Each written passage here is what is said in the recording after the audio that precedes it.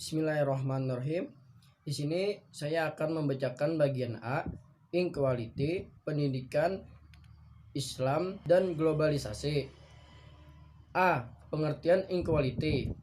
Inequality in heart merupakan konsep formatif dan menunjuk pada ketidakseimbangan yang dianggap tidak adil sebagai hasil proses sosial. Inequality in heart atau ketidakadilan dalam aspek kesehatan merupakan sebuah dugaan empiris dan menunjuk pada perbedaan status kesehatan antara kelompok yang berbeda.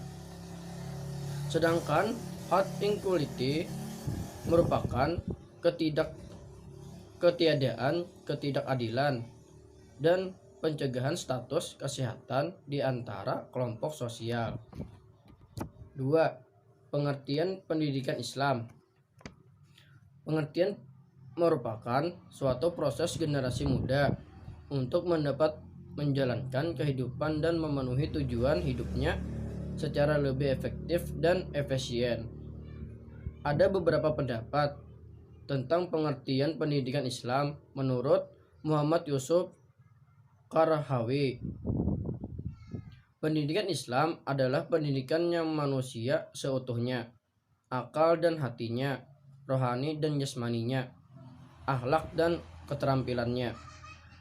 Ada juga merupakan suatu proses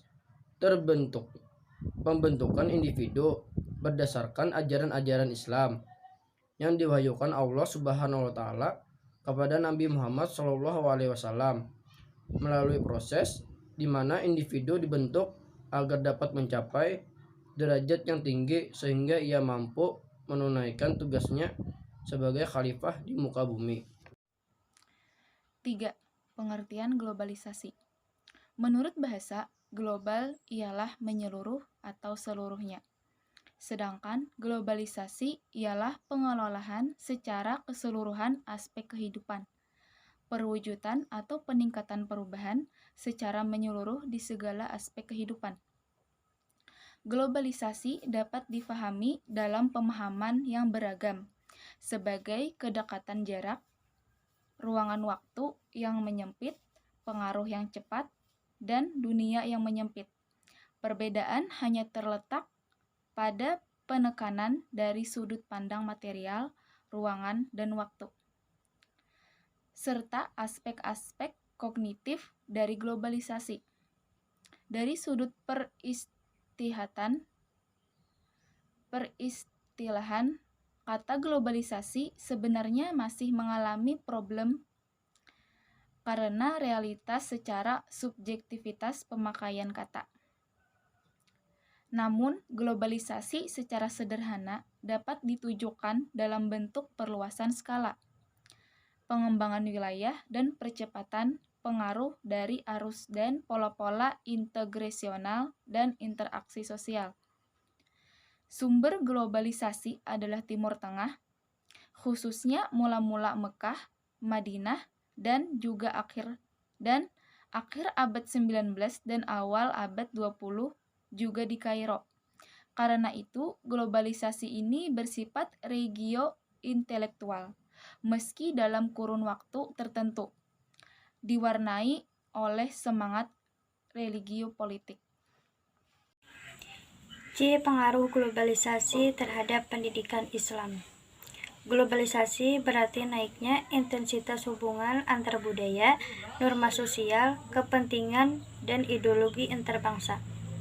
Berdasarkan Islam atau sistem pendidikan yang Islami, yakni pendidikan yang dipahami dan dikembangkan secara disusun dari ajaran dan nilai fundamental yang terkandung dalam sumbernya, yaitu dalam Al-Quran dan hadis, sehingga pendidikan Islam dapat berwujud pemikiran dan teori pendidikan yang berdasarkan diri dan dibangun dari Al-Quran dan hadis. Dengan memperhatikan pendefinisian di atas, pendidikan Islam sebagai upaya pengejawantahan nilai-nilai Al-Quran dan hadis, maka dapat ditarik kesimpulan bahwa tujuan pendidikan Islam berupaya menjadikan manusia sebagai makhluk ciptaan Allah Subhanahu wa taala yang diberikan kepadanya amanat sebagai dan juga menjadi khalifah di muka bumi. Secara lebih khusus, pendidikan Islam bermaksud untuk 1. Memberikan pengajaran Al-Quran sebagai langkah pertama pendidikan. 2. Menanamkan pengertian-pengertian berdasarkan pada ajaran-ajaran fundamental Islam yang terwujud dalam Al-Quran dan Sunnah, dan bahwa ajaran-ajaran tersebut bersifat abadi. 3. Memberikan pengertian-pengertian dalam bentuk pengetahuan dan skill, dengan pemahaman yang jelas bahwa hal-hal tersebut dapat berubah sesuai dengan perubahan yang ada dalam masyarakat dan dunia. Dan 4. Menanamkan pemahaman bahwa ilmu pengetahuan tanpa basismen adalah pendidikan yang tidak utuh dan pincang. 5. Menciptakan generasi yang memiliki kekuatan baik dalam keimanan maupun penguasaan ilmu pengetahuan dan teknologi. Dan 6. Mengembangkan manusia Islami yang berkualitas tinggi yang diakui secara universal. Globalisasi bagaikan mata pisau yang dapat menghadirkan manfaat jika dipahami secara benar dan dapat menghadirkan dampak negatif bila tidak dipahami secara benar. Di antara dampak negatif dari globalisasi adalah sebagai berikut. Pertama, kemiskinan nilai spiritual. Tindakan sosial yang mempunyai nilai materi atau tidak produktif dianggap sebagai tindakan yang rasional. Yang kedua, jatuhnya manusia dari makhluk spiritual menjadi makhluk material. Yang ketiga, peran agama akan digeser menjadi urusan akhirat, sedangkan urusan dunia menjadi wewenang sains atau sekularistik. Yang keempat, Tuhan hanya ada dalam pikiran atau lisan, tetapi tidak hadir dalam perilaku dan tindakan. Yang kelima, gabungan ikatan primordial dengan sistem politik melahirkan nepotisme, biokratisme, dan otoritisme. Yang keenam, individualistik.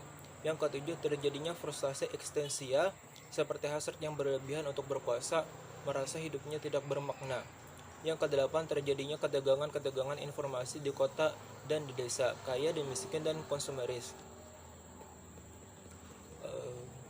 Globalisasi telah mempengaruhi generasi muda Islam, terutama di negara-negara Timur Tengah, atau negara-negara Islam dan negara-negara yang berkembang, termasuk Indonesia. Budaya konsumerisme, hedonisme, dan ketergantungan terhadap budaya barat menjadi fenomena baru bagi generasi muda Islam kita saat ini. Globalisasi juga sangat berpengaruh terhadap penyelenggaraan pendidikan, baik tujuan, proses, hubungan guru-murid, etika, metode, ataupun yang lainnya. Dalam hal tujuan, terdapat kecenderungan yang mengarah kepada materialisme. Demikian juga dalam kurikulumnya, lebih mengarah pada bagaimana hal-hal yang materialistik itu dapat dicapai. Dalam hal ini, belajar lebih berfokus pada aspek penguasaan ilmu atau kognitif belaka ketimbang bagaimana seorang siswa memiliki sikap yang sesuai dengan nilai-nilai Islam. D. Problematika pendidikan Islam di era globalisasi. Sebagai the agent of social change, pendidikan Islam dituntut untuk mampu memainkan peran secara dinamis dan proaktif di antara belitan berbagai persoalan besar. Dihadapkan juga dengan tantangan prospek ke depan. Jika dianalisis, maka dapat disimpulkan bahwa problem-problem tersebut merupakan rangkaian yang saling terkait. Persoalan tersebut adalah sebagai berikut. Yang pertama, disotomi. Masalah besar yang dihadapi dunia pendidikan Islam adalah disotomi dalam beberapa aspek, yaitu antara ilmu agama dengan ilmu umum, antara wahyu dengan akal, setara antara wahyu dengan alam. Menurut Rahman, dalam melukiskan watak ilmu pengetahuan Islam, zaman pertengahan mengatakan bahwa muncul persaingan yang tak berhenti antara hukum dan teologi untuk mendapat julukan sebagai mahkota semua ilmu. Yang kedua, to general knowledge, Kelemahan dunia pendidikan Islam berikutnya adalah sifat ilmu pengetahuannya yang masih terlalu general atau umum dan kurang memperhatikan kepada upaya penyelesaian masalah atau problem solving. Menurut Said Hussein Alatas, kemampuan untuk mengatasi berbagai permasalahan, mendefinisikan, menganalisis, dan selanjutnya mencari jalan keluar atau pemecahan masalah tersebut merupakan karakter dan sesuatu yang mendasar kualitas sebuah intelektual. Ia menambahkan, ciri terpenting yang membedakan dengan non-intelektual adalah tidak adanya kemampuan untuk berpikir dan tidak mampu untuk melihat konsekuensinya. Yang ketiga itu lack of spirit of inquiry, kurangnya semangat penyelidikan. Persoalan besar lainnya yang menjadi penghambat kemajuan dunia pendidikan Islam ialah rendahnya semangat untuk melakukan penelitian atau penyelidikan. Menurut Syekh Hussein Alatas, merujuk kepada pernyataan The Spiritus Rector dari modernisme Islam, yaitu Al-Afghani, yang menganggap rendahnya the intellectual spirit atau semangat intelektual. Nah, yang menjadi salah satu faktor terpenting yang menyebabkan kemunduran Islam di Timur Tengah.